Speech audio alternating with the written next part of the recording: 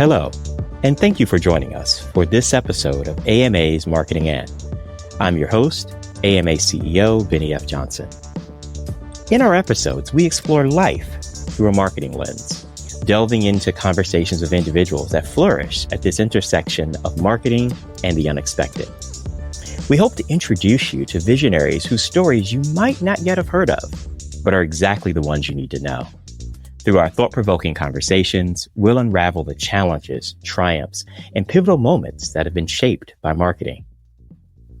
Today is a really special episode, and our guests are the winners of AMA's 2024 Barry Book Award, one of the highest peer review honors that we offer at the American Marketing Association, focused on knowledge creation and insights. Our guests today, Alexis, Eyre, and Paul Randle, are the authors of the book, Sustainable Marketing, the Industry's Role in a Sustainable Future. Sustainable marketing is a blueprint for embedding sustainability at the heart of a marketing organization, exposing the distribution reality of marketing's current relationship with many of our environmental and societal problems. It challenges the traditional role of marketing, its cultural norms, and the gross inefficiency. It goes on to present a compelling vision for change and a practical guide for marketing professionals, equipping them with the mindset and tools to transform their daily work and the industry as a whole into a force for good. What a great way to start our conversation. Alexis and Paul, welcome to our podcast. Thank you. Thank you for having us. Very exciting. First, as I say, it's an honor to actually spend some time talking this morning, but I want to take a moment to celebrate you in winning the Barry Book Award. As we mentioned before, Lynn Barry is one of the first guests that we had on the podcast. But, as an inspiration for this award, it really is the height of AMA's recognition of your creation and contribution to knowledge in the industry. So thank you so much. Thank you. That's really Thank you. We're kind of a bit blown away by receiving the award. It was an amazing thing. Well, it's the topic itself, but the rigor and creativity and the kind of ambition to create this new vision and guide for marketers is really notable. But before we jump into the book, we don't do things alone. And this is a great conversation. It's a tandem conversation. I love the start. When did you all start working together as co-authors? What brought you together to kind of bring this book and others into the world? Got to be your turn, Alexis. So I've worked in the marketing industry for about 20 years, and I've worked agency, client, and media owner side. So I've got quite a diverse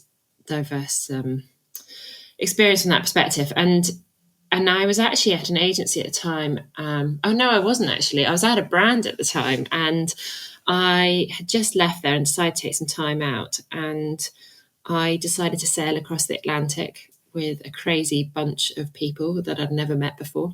And it was the most wonderful experience. Apart from the one thing that really got to me was that I have never seen so much plastic in all of my life.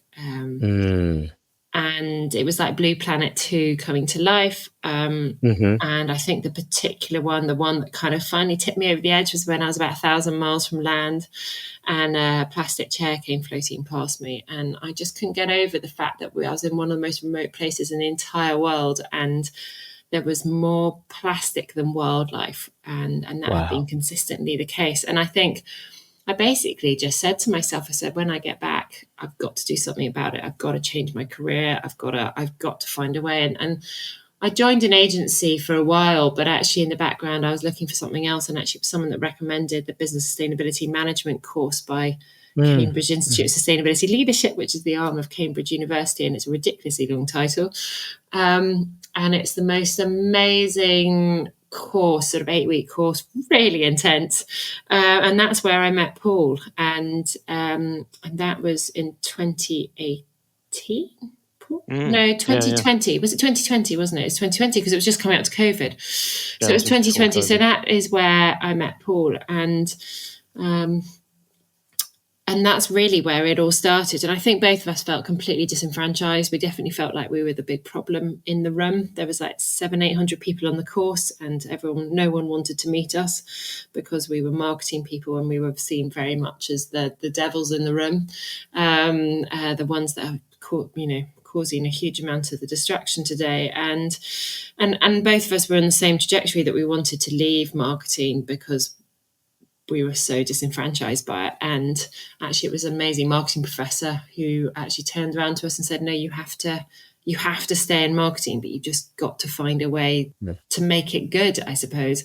And, because it has this amazing behavior changing capability, and, the most effective communicators in the world come out of the marketing industry, but we're just completely pointed in the wrong direction at the moment. And we need to find a solution so that marketing works with the movement rather than against it.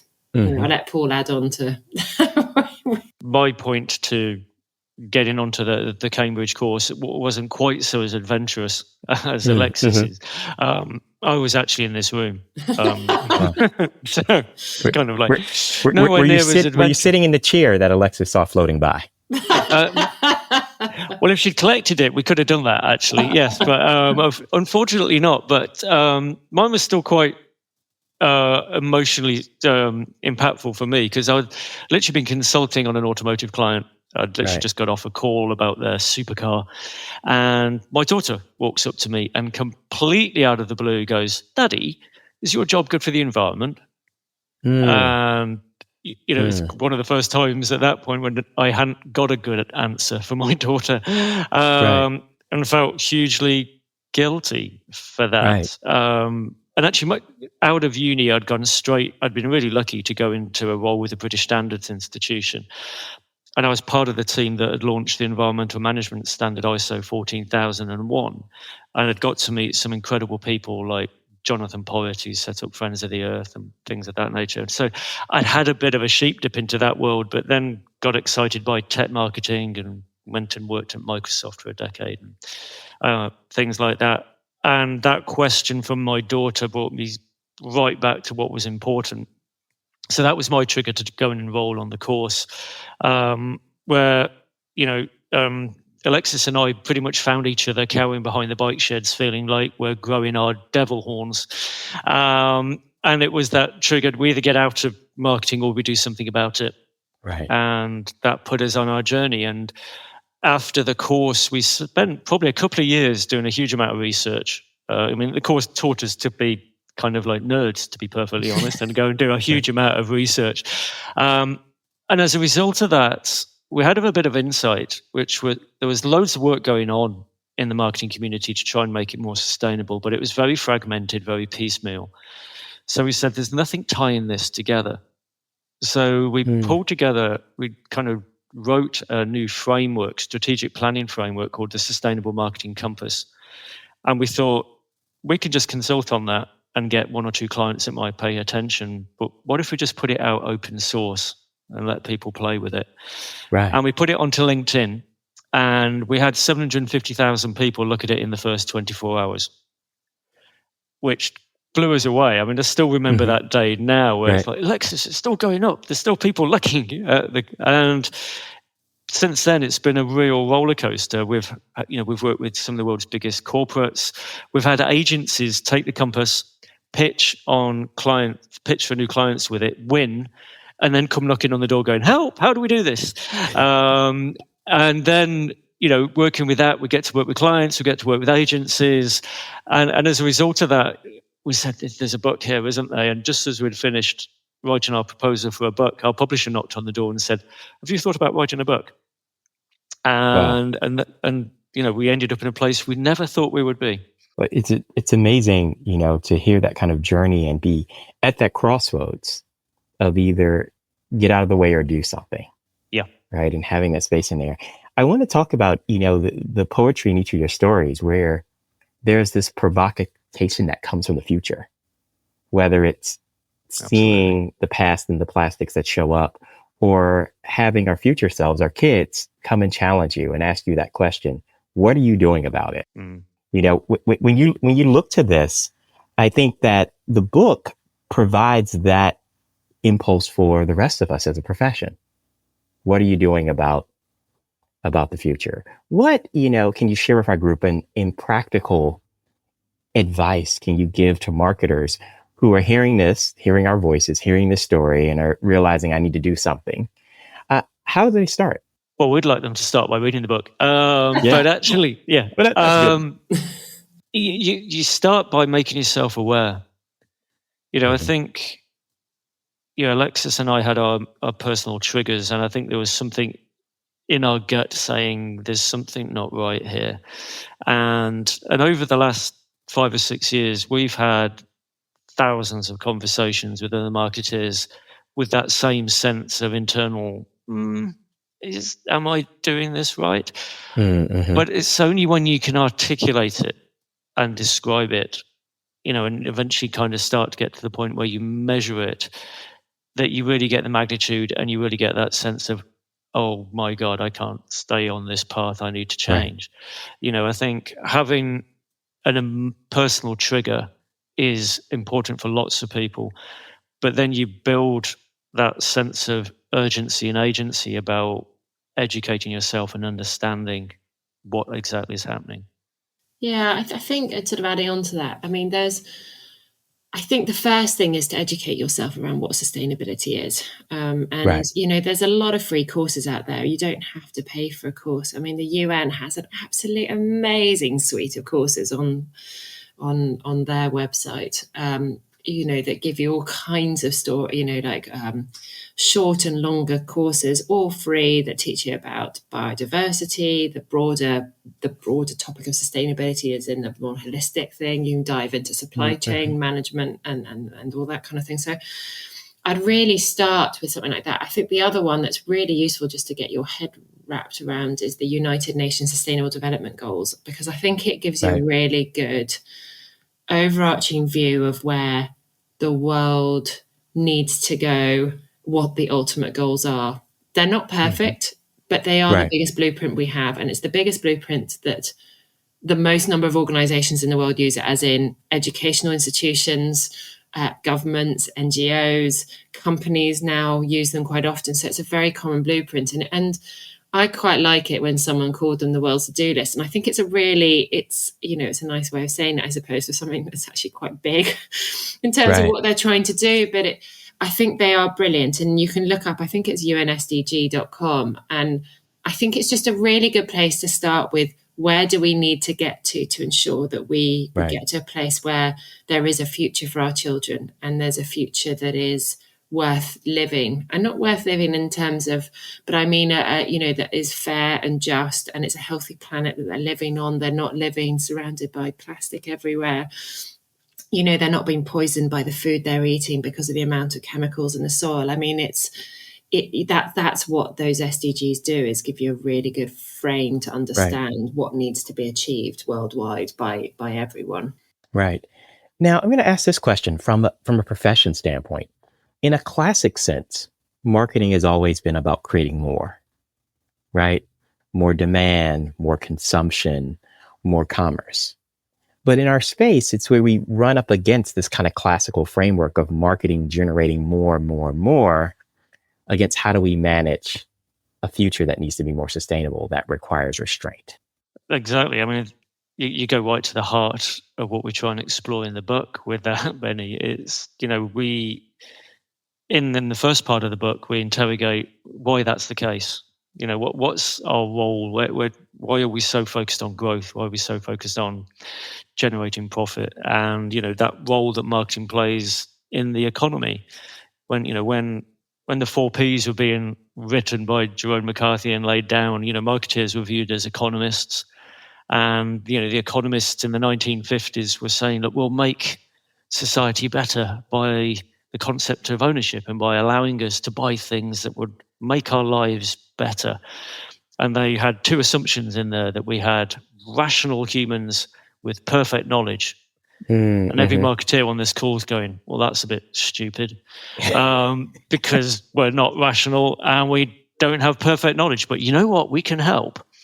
And we stepped in and we did help. And we built a $1 trillion business on the back of that, which has become the engine of growth for capitalism. And it's kind of like we've got so very, very good at it over the years. And the trouble is that excellence has put blinkers around us, so we tend to ignore what else is going on in a macro sense. And what we do in the latter half of the book is say, look, that pure focus on just growth is harmful, and there's plenty of evidence around that. But actually, guess what? In a sustainable world, we're still going to have irrational humans with a lack of perfect knowledge that are trying to live in a sustainable world. So actually, marketing still has a tremendous amount of skills it can bring to a sustainable world, as long as it's not laser focused on profit and growth. So the heart of the book is about giving a new role for marketing, which still has profit in there, still has commercial success in there, but balanced out with environmental goals and balanced out with sustainable goals. And we often equate the marketeer's role to being that of a conductor. It's like, how do I conduct performance across these three challenges? Because they're all connected. Right. And it's like squashing a balloon. It's like you do something in one place and it's going to pop up somewhere else. It's kind of like you have to be able to balance out that kind of love triangle, I suppose, between those three challenges, which is exciting, right? It's something that marketers should be excited about. I think on top of that, actually, I think the other big thing around this is that we have got a lot of new economic models starting to come through at the moment. So by the very nature of that, marketing's role is going to have to change. So an example is the circular economy. We're not just taking stuff from the ground, making something, selling it, and then putting it into landfill.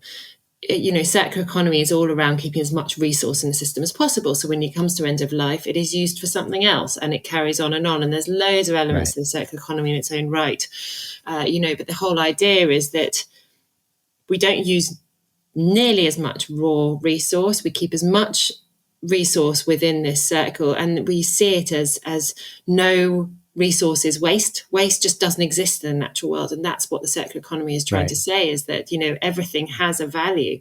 It just might not be valuable to that company, but it doesn't mean it can be valuable to something else. And I think when you start to consider marketing's role, then it's really interesting, because it's actually more around producing cadence and customer sort of loyalty, so that they follow you on that entire circular journey and you keep them in the loop all the time. And I think that's a very different role to the role right now with this linear, take, make, throw away in landfill.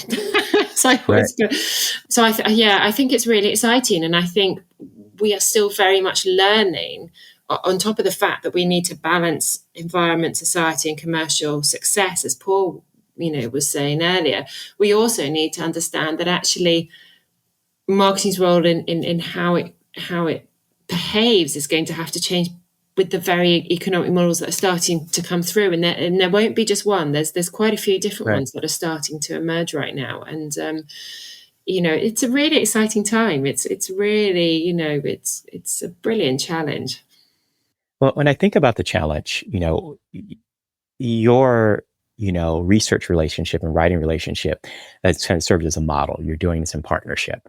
What advice do you have for marketing leaders to seek partnership in their organization, right? Depending on the type of business, direct consumer product business is going to have a different relationship with these triggers than a B2B concern, than, a services or a B Corp space. What advice do you have for the marketing leaders to seek out partners to achieve these aims? That's a really, really good question. I think one part of the sustainable marketing compass is about partnership, and that often runs completely counter to the way companies think. But actually, some of the challenges we face in sustainability are system led, and there's a great paper that's recently come out of Cambridge University, which talks about the fact that, is it possible for one company to be sustainable in an unsustainable industry? Oh, wow. So actually, we need to look at the systems level. And first and foremost, that's a new skill. Often it's a cultural shift within the organization to kind of even have people that can think at a genuine partnership level. Especially marketeers, they'll often go, we'll have a partnership with our consumer. which means we're just going to sell more to them more frequently. Right. That's not a real partnership. So there's a starting point in actually understanding what partnership really is, building out capability into the organization on how you would go about reaching out and establishing partnerships in broader stakeholders. But, so I think the first bit is make sure you've got the right mindset when you go into building partnerships, whether it's B2B or consumer or NGO. It's that willingness to look for shared goals. It's that willingness to look for increased scale by having more than one party in the mix.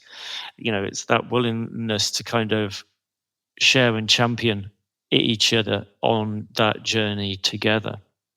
And, but also to be innovative and creative in that. Right. It's kind of like, think outside of your category, think outside of your standard stakeholders. And, that's where the circular economy is amazingly powerful. It's because, what am I doing with my old spent coffee beans? Oh, they're actually going to a company that's turning them into fire logs. Those industries aren't proximate to each other. So there's getting your headspace, getting your culture right, bringing in creativity and innovation into that. And there's just as much scope for innovation in a consumer relationship as in a big corporate trade relationship. Mm-hmm. You just need to come at it with the right attitude to partnership and the right people and the skills for partnership. And we are seeing some amazing work go on. There's a brilliant organization called UMaker, so YEW, they're as in the tree. And what they've done is they've brought together something like 60 of the world's most competitive pharma companies. Mm-hmm. This is an industry that really competes, but brought them together in a pre-competitive state to say, look, there's a whole bunch of sustainability challenges that we're not going to fix individually, but are a bit daft. Such as that little piece of paper that you get in your drugs packet, in your painkillers and stuff like that. It's in 50 different languages and nobody ever reads. Yes. That's in every packet of drugs on the planet. And if one word on that piece of paper is changed, not only does the piece of paper, but all the drugs that contain that piece of paper have to be binned. So the waste is astronomical. But legislation mandates that that's there. No one company on its own can actually say, we're not going to do that. Well, by coming together as a collective, they can actually make those sorts of changes. And it doesn't impact competition further down the sales cycle at all, but it allows the industry to be more sustainable. Right. It gives you a space in there where a company doesn't have to be completely bold on their own, but can have a common interest, right? Yeah, absolutely. So we talk a bit about, this role for companies at scale, for brands at scale, for these big impacts. But another part that I think is important, and we mentioned, is how do we transform our daily work to impact being a force for good? I think about, I'll speak on behalf of the guilty of many times being the marketing lead and signing off on things that are coming to trade shows or events that inevitably make it out there, are seen, and inevitably make it into the landfill before it even comes back home. How do we find a way to kind of work against our natural marketing instincts?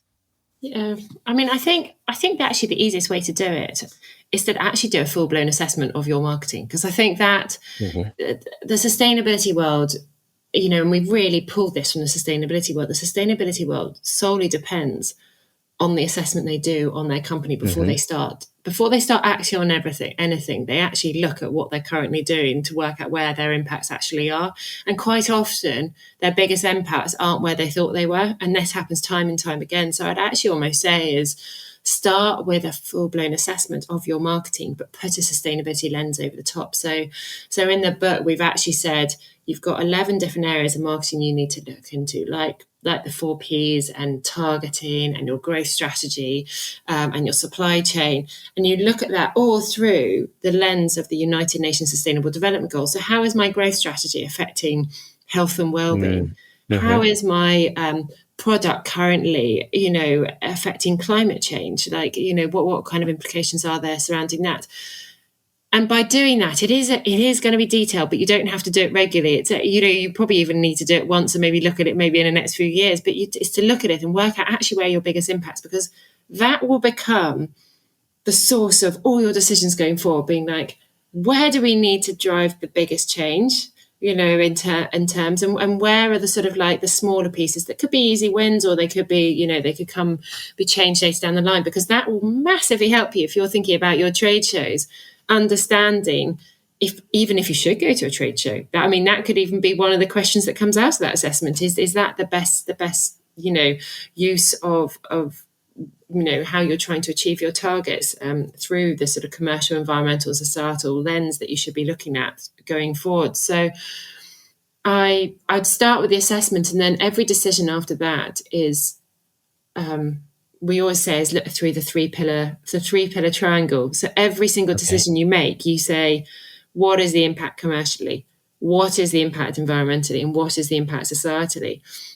And quite often your decisions will have a good impact on maybe commercial, environmental, but then when you start to look at it societally, you're like, oh, actually, that's not very good societally at all. So that means you just have to go back to the drawing board. And quite often it will take a while to get to those solutions until you can find something that actually helps, or that passes ticks the box on all three areas. But it's a really good practice, even if nothing else, is that three pillar thinking, that sort of that triangular thinking all the time when you're thinking about what you want to do going forward.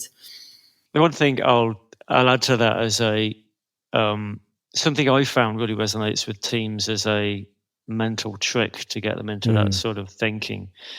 We're quite blunt in the book. We actually do a very rough kind of back of a napkin kind of add up of the effectiveness of all marketing channels, whether it's trade shows or social media or CRM and those sorts of things. And if you broadly add up all those channels to look at how effective they are, we ladder up to be in a $1 trillion industry that's 1% good at what it does. Yeah. And because of John Wanamaker, who said 50% of what I spend on marketing is wasted, the trouble is I don't know which 50%, we've allowed ourselves to be blinkered to the fact that 1% good is actually 99% waste. Mm-hmm. And what if we approached all our kind of planning, all the work we do, and every time you look at something, you're going, oh, that was a 5% successful campaign, and you actually go, that was a 95% wasteful campaign. Right.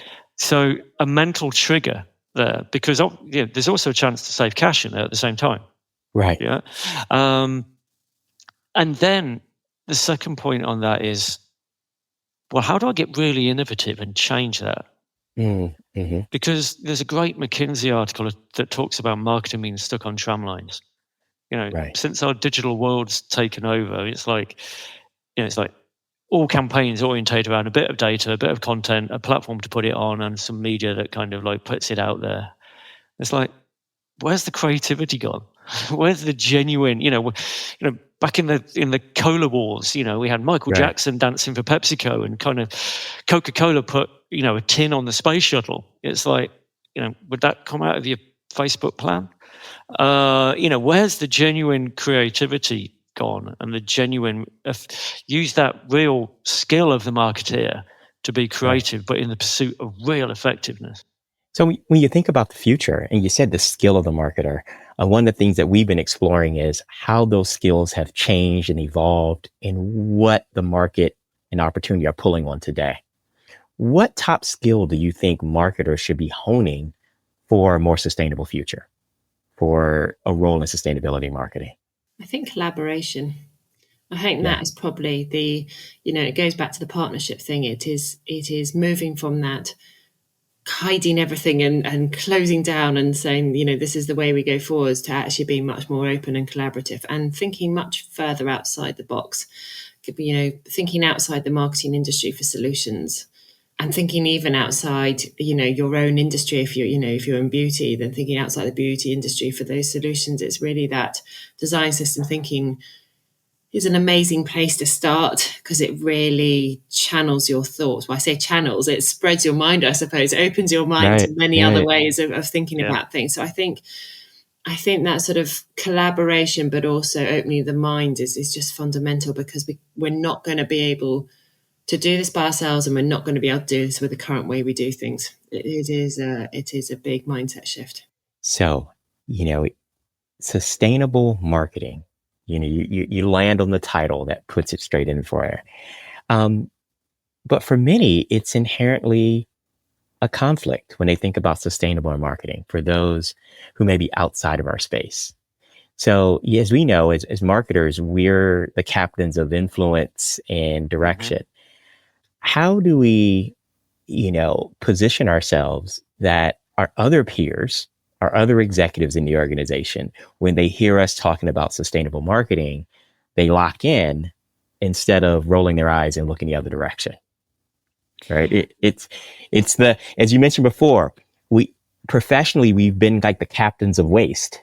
How do we make that pivot in this moment that's really ripe for what we do as marketing, but to have that credibility with our peers across the executive suite?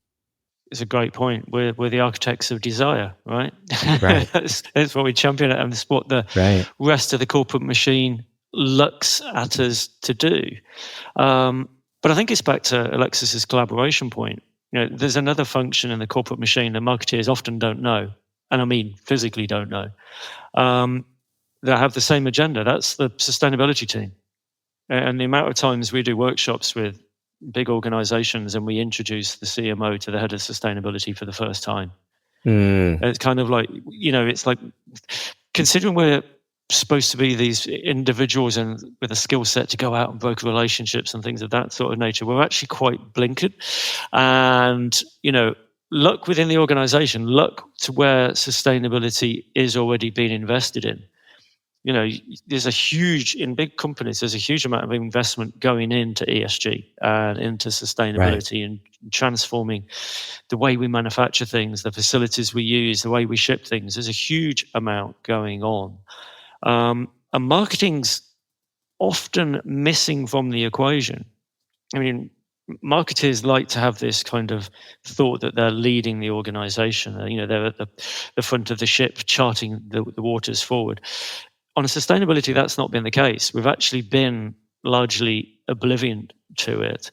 And, when we have tried to do something, we've done it with a lack of knowledge and just assumed it's a messaging fad rather than properly getting our head around it. And we need to get into that conversation. We need to understand sustainability, build out those relationships with those that are changing and doing things from a sustainable point of view in our organizations and in our industries. And go in with the olive branch, which is, can we help? Not go in as the kind of like, the savior on the charging white horse. There's a lot of work been going on, and marketing historically has been working against the sustainability agenda rather than with it. So I think there's a bit of humility. There's a bit of going and find out the network within the organization, find out what's going on. And then I think there's a critical bit, which is getting more important as we go forward, which is actually, don't assume that sustainability is all about the virtue cell. It's kind of like, we've got to be sustainable to save the trees, to save the rainforest, that kind of, bunny hugging sentimentality. The way that sustainability has been communicated has been ineffective. We try to sell sustainable stuff by, whacking a logo on the back of it that said eco, put in, an extra few dollars on it to premium price it, and then wondered why nobody bought it. And then got scared stiff when actually everybody tried to put us in jail for greenwashing. So we've got terrified of it. And what we were trying to do was sell virtue and make money out of it rather than actually genuinely transform the industry. And it's like, no, we can't do that. But actually, having commerciality and sustainability in different camps is never going to work. We've got to address some of those big issues in the middle around growth and things of that nature. And marketing's in a really interesting place to be that broker. And in a really interesting place. And kind of this concept of competitive sustainability. This way we can find this common ground where we can leverage the momentum you can get through a commercial organization to drive change by actually finding value in sustainability rather than just virtue. And marketers should be the best equipped in the organization to find that value if they partner with the sustainability teams. Now, I asked this question, I thought about it earlier in our conversation, and it keeps coming back to me that we're talking about these levers in a space that's constant in the organization. But the reality is our larger organizations, our larger concerns are global players. And there are other regime and policy tensions that are coming in the space. Now we've come up with good direction for collaboration for marketers. Now, how do you do it when the floor continues to shift? When the policies in the EU are different than AP, are different than the US, are different than Africa? Absolutely. You go, Alexis. Yeah, I think the best way of working with it is to work with wherever there are the strictest policies, because ultimately you're going to have to change no matter what. Right. And the level of change required. So it's almost using the country or the region that has the strictest policies, which to date is probably the EU at the moment, and around that in terms of regulations, work that and use that as best practice going through, but also a place where they can do all the learning so that when other regulations come in elsewhere, you've already got that learning in place. But then it means that you're not creating loads of different sort of campaigns and assets for loads of different countries that just to try and fit the different regulations. Whereas if you've got the one that has the strictest, then you're always going to, you change them depending on the local culture and everything. Absolutely. But I think working with the strictest means that you'll also get its efficiency of time. I mean, regardless of anything else. Otherwise, if you're trying to adapt it to different areas, I think, you're really struggling. It's a huge amount of effort goes into it.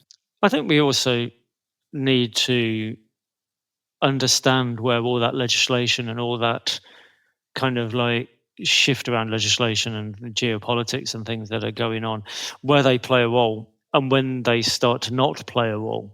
And I think legislation is a great accelerator. It can make industries do things that it hasn't wanted to do.